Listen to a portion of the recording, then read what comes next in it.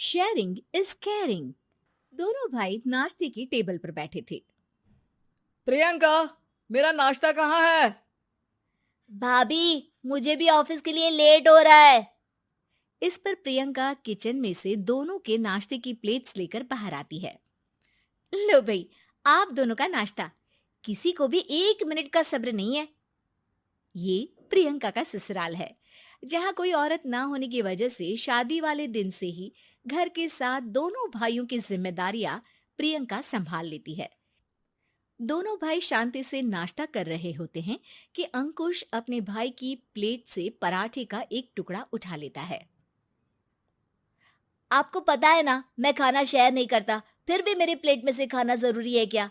अरे हद हो गई है, मुझे नहीं खाना अब। अंकुर गुस्से में नाश्ता छोड़कर टेबल से उठ खड़ा होता है। अरे, ये कैसा बिहेवियर है अंकुर? एक टुकड़ा ही तो है। एक हो या आधा, मुझे भूख लगी है तो ये सिर्फ मेरा ही है।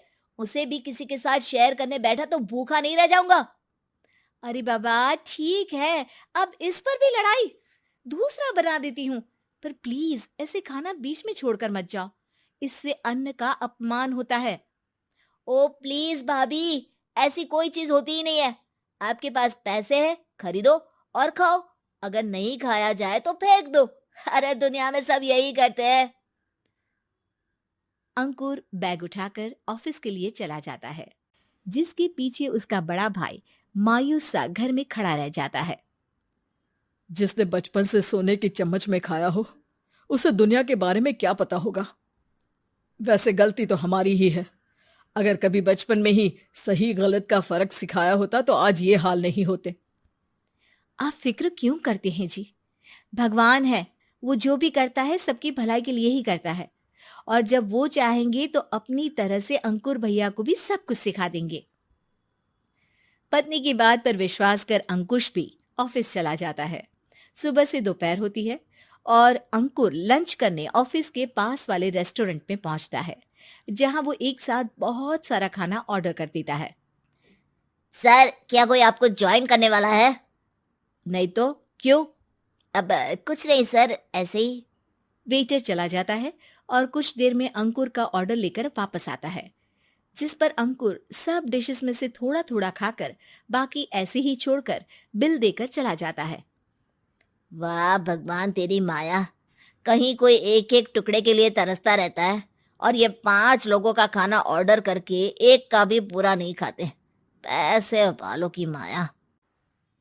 वेटर टेबल साफ कर बचा हुआ सारा खाना लेकर रेस्टोरेंट के पीछे घूम रहे बच्चों के पास पहुंच जाता है, जिसे देख बच्चों के चेहरे खिल उठते हैं। वाह, आज इतना सारा खाना आया। थैंक यू भैया। भगवान आपको खाने की फैक्ट्री बना दे। अगर ये फैक्ट्री मेरी होती तो तुम लोगों को कभी किसी का झूठा बचा हुआ खाना नहीं खाना पड़ता। चलो तुम लोग खाओ, पर ध्यान रखो किसी को पता ना चले, नहीं तो मेरी नौकरी चली जाएगी। इसी के साथ दिन बीतता है और रात को दोनों भाई एक साथ घर पहुंचते हैं। कुछ देर में सब डिनर करने बैठते हैं, जहां अंकुश अंकुर को समझाने की कोशिश करता है। अंकुर, अगर हमें लाइफ में सब कुछ मिला है, इसका ये मतलब नहीं कि तुम उसका गलत फायदा उठाओ, बल्कि तुम्हें उसकी मदद से दूसरों को भी मदद करनी चाहिए। भैया, जिनके पास नहीं है उनकी वजह मैं तो नहीं ना। और ऐसे बहुत लोग हैं जिनके पास सब कुछ है। इसलिए अगर मैं एक इंसान कुछ नहीं करूंगा तो कोई फर्क नहीं पड़ने वाला। तुम्हारे भैया बस एक चीज समझाना चाहते हैं कि जिस चीज की हमारे पास कमी नहीं है, उसे बर्बाद करने से अच्छा है कि लोगों के साथ शेयर करें। इससे हम सिर्फ सामान नहीं, खुशियां भी बांटते हैं, और इसमें तुम्हारा ज्यादा कुछ तो जाएगा नहीं। भैया भाभी की बात सुन अंकुर कुछ बोले बिना उठकर चला जाता है। इसी तरह दिन बीतते रहते हैं, जिसमें अंकुश और प्रियंका कोशिश तो बहुत करते हैं, पर अंकुर पर किसी भी चीज का कोई असर नहीं पड़ता। एक दोपहर अंकुर सैंडविच खाते हुए सड़क के किनारे चल रहा होता है। तभी उसकी नजर आइसक्रीम वाले पर पड़ती है और वो सैंडविच सड़क किनारे फेंक आइसक्रीम खरीदने पहुंच जाता है। अब इसे कहते हैं जिंदगी का सुख। जैसे ही अंकुर आइसक्रीम लेकर पीछे मुड़ता है, तो एक आदमी को सड़क से वही सैंडविच उठाते हुए देखता है। वो आदमी बहुत कमजोर, गरीब, जैसे बहुत दिनों से खाना ना खाया हो वैसा लग रहा था।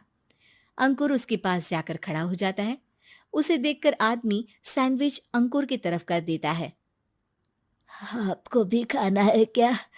क्या हम इसे आधा आधा कर ले? मुझे बहुत भूख लगी है।